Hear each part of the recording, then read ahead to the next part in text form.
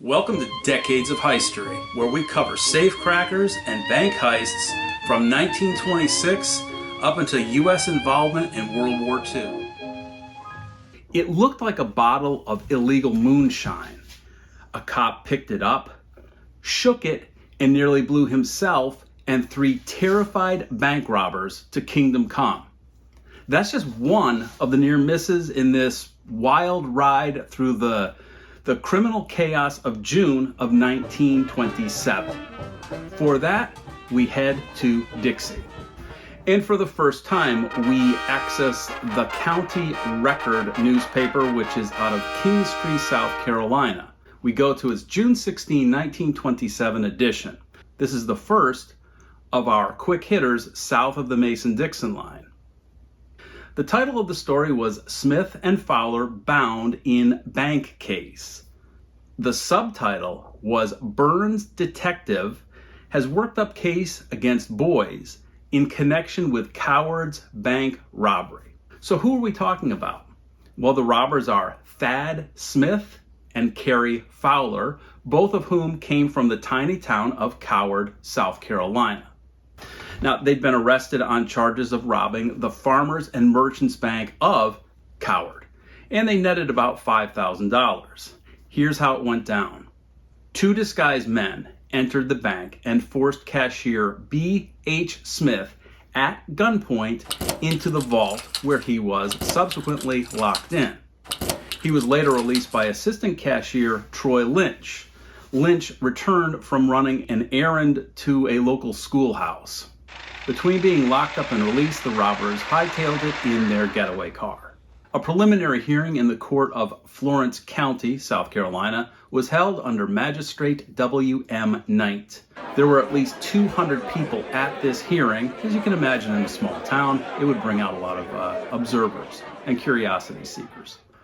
Oh, incidentally, Thad Smith, one of the robbers, was also under indictment for the murder of Roy McKay and was facing another potential June hearing. Continuing the story, but turning for the first time to a new paper, The Watchman and Southern, we look to its June 25, 1927 edition, and the story titled Boy Convicted in Killing Case, subtitled Manslaughter Verdict Returned Against Thad Smith. Well, the Florence County jury brought a verdict against Thad Smith, who was only 20 years old, indeed for killing McKay. Typically, a verdict of guilty for manslaughter resulted in a broad sentence from between 2 years and 30 years. The bank robbery case for Smith and who'd now been named Carl Fowler was continued until the fall term, so we'll need to follow up on these guys. Well, the Washington Telegraph out of Arkansas brought us a touch of whimsy. They noted that a church service was suspended in Birmingham, England, when pepper was, quote, scattered by mischievous boys, end quote, which caused, quote, violent sneezing by the congregation, end quote. We also learned that a Miss Edith Murray of Chicago, Illinois, had knocked out John Terrill, and then, to add insult to injury, had him arrested. Why? Apparently, Terrill, quote, tried to flirt with her on the street, end quote. Well, in a more serious note, the Telegraph brought us a story titled Robbers Take $1,000 from Oklahoma Bank in Holdup. The Who was 5 bandits believed to have been, quote, armed with machine guns. The Oilton State Bank was robbed for around $1,000, and employees and customers were locked in the vault, which was a standard procedure.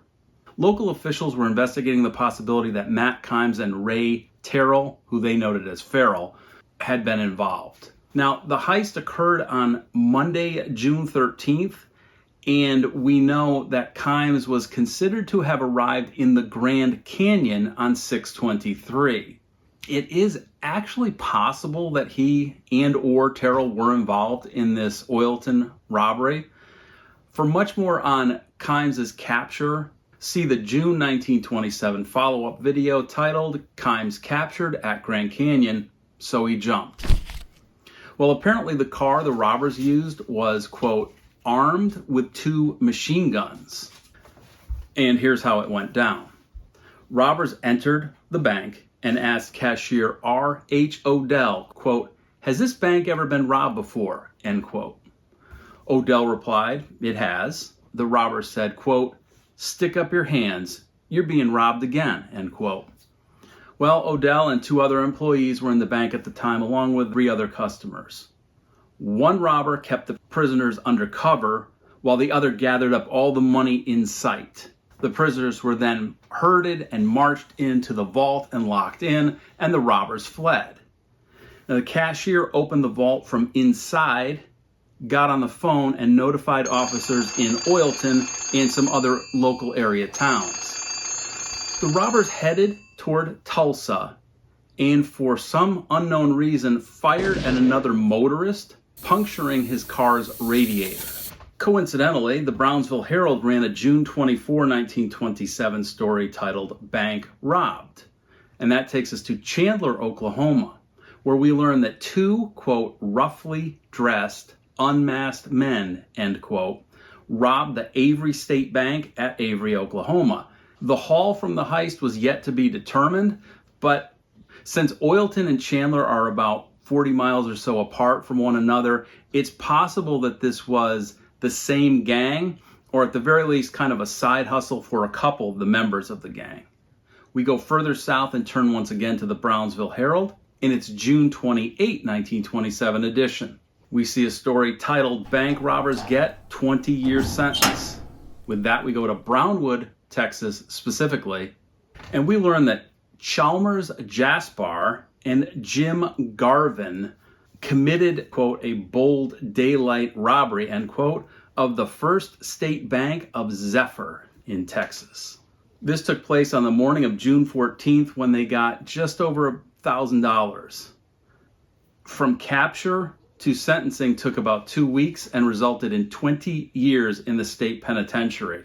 After pleading guilty, Jaspar and Garvin led Brownwood police to the place where they hid the loot, and all but $109 was recovered. And from the same paper, we see another story, 2 held in bank robbery, subtitled "Employees Identify Men Arrested Monday." This takes us over to Wichita Falls, Texas, and we learn that Kim Watson, that's a male name, and George Burgess were the bad guys. These gentlemen were arrested on Monday, June 27th, while on the bank of the North Wichita River. They were later identified by 2 witnesses, B.L. Chesser, a cashier, and John May, a bookkeeper, as those who'd held up the First Bank of Truscott for $2,700.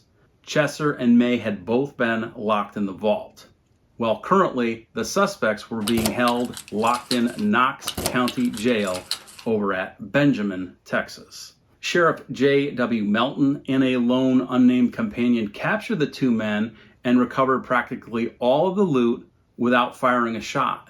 The robbers didn't resist, although they ended up facing charges of robbery with firearms. The Imperial Valley Press's June 28 edition ran "Admits Bank Robbery." That takes us to Houston, Texas, where we learn that a J.H. McWilliams, only 23, was being held as a suspect in a theater robbery. He'd confessed, meanwhile, to robbing the Pacific Southwest Bank in Los Angeles 6 weeks ago. So sometime towards the end of May, the last week of May or so, during which his haul was about $700. The Douglas Daily Dispatch ran a June 4 edition story titled "Friona Bank Robbed." Friona, about 60 miles southwest of Amarillo, Texas, saw 2 customers and 1 cashier locked in the vault, about $4,000 taken by 2 robbers who vanished into thin air. Well, the South Bend News-Times ran a story a couple weeks later titled "Twice Robbed in a Year." Sure enough, we go back to the Friona State Bank, which had been held up initially on September 20, 1926. Well, on June 3rd, the bandits struck again, as we just noted. In both cases, J.M. Osborne, who was the assistant cashier, faced, quote, the six-shooters of the bandits and was locked in the vault. Staying with the Brownsville Herald, staying in Texas, we see prison break leader held, and the story subtitled Houston Man Sentenced for Robbery Recaptured. We're talking about Ed Crowder of Houston, Texas, who'd been given 40 years for bank robbery. He was reputed to be one of the ringleaders in the Ferguson State Farm prison break that occurred on the evening of June 21st. We covered this in one of the two June 1927 follow-up videos titled Underhill, Life in Oklahoma, 35 Cons Breakout in Texas. Well, Crowder was captured about 5 miles or so from the prison farm by, quote, two white farmers, end quote. Those were brothers J.S. and T.A. Starnes, who noticed Crowder riding a mule down the public highway about a mile or so from Midway, Texas. Well, the brothers hid behind a tree, and then as Crowder passed, they covered him with their shotguns and ordered him to put up his hands. Crowder allegedly offered them $100 if they let him go.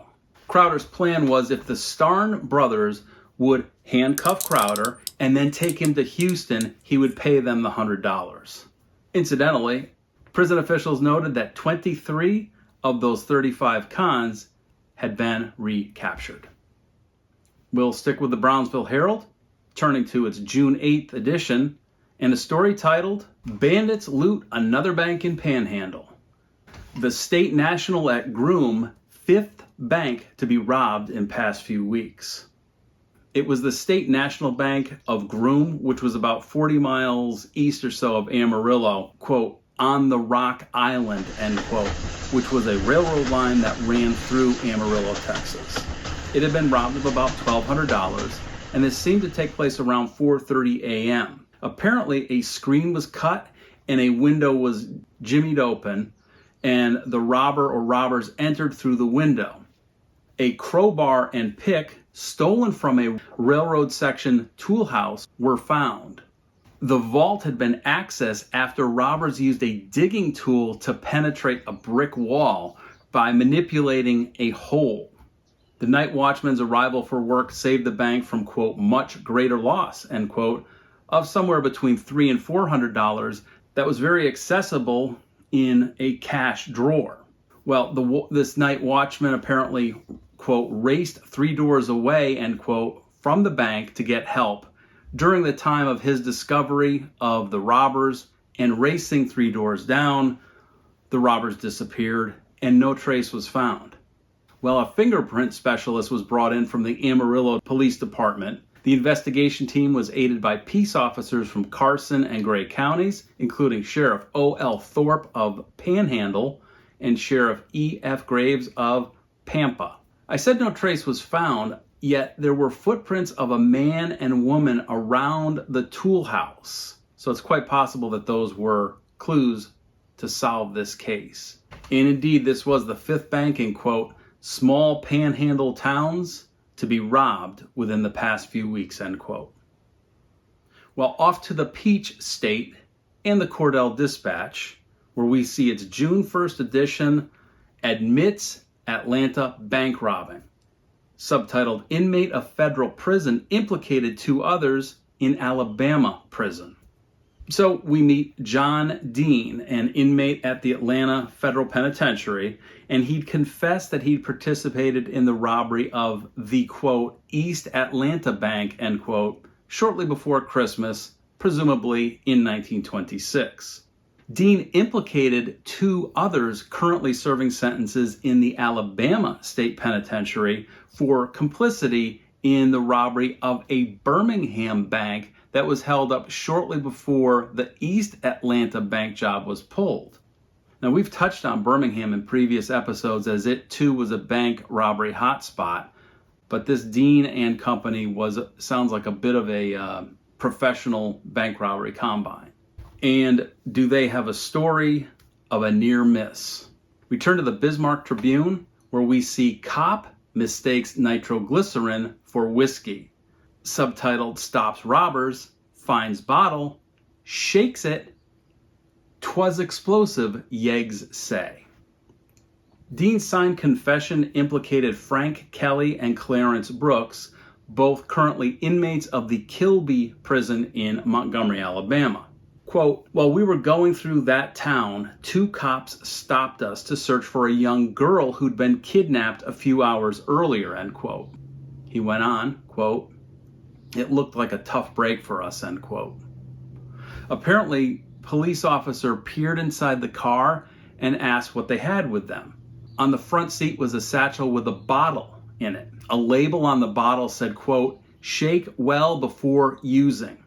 The officer inquired, reached in and grabbed the bottle. He then held it up to the light, squinted. Meanwhile, the robbers were squirming in their seats. In fact, they almost, quote, cut and ran for cover, end quote, when the officer calmly shook the bottle and examined the contents looking for, quote, whiskey beads, end quote. Dean said, quote, that's what I call a long second. I'd have run if I hadn't been so scared, end quote. Well, the Evening Star covered the same AP story under the title Policeman Shakes Bottle of Nitro as Bandit Trio in Automobile Quail. For the first time, we turn to the Kiwi Courier out of Walhalla, South Carolina, which also covered the story but added one detail in their version titled, Cop Shook Bottle Nitroglycerin to See Beads. That one note was that apparently in the signed confession, Dean noted that the 3 bandits were heading out to Phoenix, Arizona when they had their nearly explosive meeting with the police officer. So the headlines, they fade. The names are mostly forgotten. But the chaos of June of 1927, machine gun heists, prison escapes, mistaken moonshine, they weren't indicators of just a string of crimes. It was a snapshot of a country struggling with lawlessness, with desperation, and with adopting and adapting to a fast-changing world. Next up, our main stories for June of 1927 and a visit to the Nutmeg State for a heist with possible Chicago gangland connections. For now, I want to thank you for spending your time with Decades of History. Till next time.